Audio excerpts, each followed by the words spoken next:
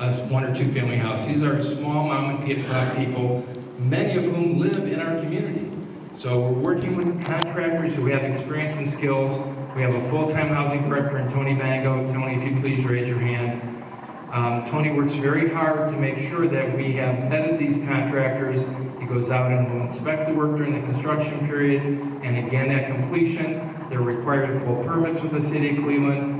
We make sure they do good quality rehabs and that they have certificate of occupancy. So because of that work, we brought nearly $10 million of investment back to the community in quality, good rehab housing. And so I think as we heard the presentation of the Dream Neighborhood, Samantha pointed out there's 162 vacant houses within a half-mile ring of Thomas Jefferson School, 57 of which are condemned. So there's a huge need for people to work to rehab houses. And even if somebody has not already been currently vetted, we would welcome more people. Tony's always looking to help people who want to rehab homes in our neighborhood. Do they own these houses? Are they given these houses? I'll take up a few of the other issues that Judge and covered. Are they giving these houses, and who are these people who are getting the houses? We can, if you want to know the specific investors, you can talk to Tony Bango and he can go through what the process is and who they are. This is not very transparent. A couple other things though that you mentioned.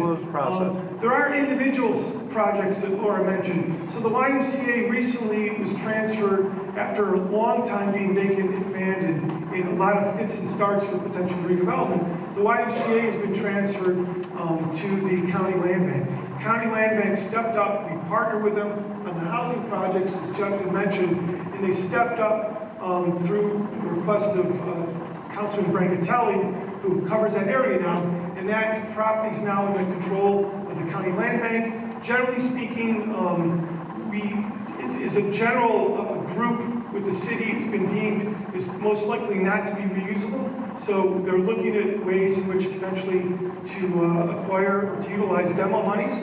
That's not been put together yet. Really, there's been already an immediate change in terms of just how it's secured. The Brooklyn Center Shopping Center, Laura, you may know, but others may not. Peter Rubin in the Coral Company managed that property for many, many years, one of his first shopping centers. And that basically, property did go in foreclosure, but it wasn't able to be refinanced through the Coral Company. So there's a finance company that took over that project.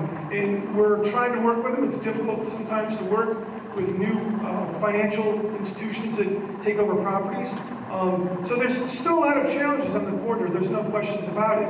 But I think the primary issue is that we've seen an unprecedented level of collaboration on the corridor.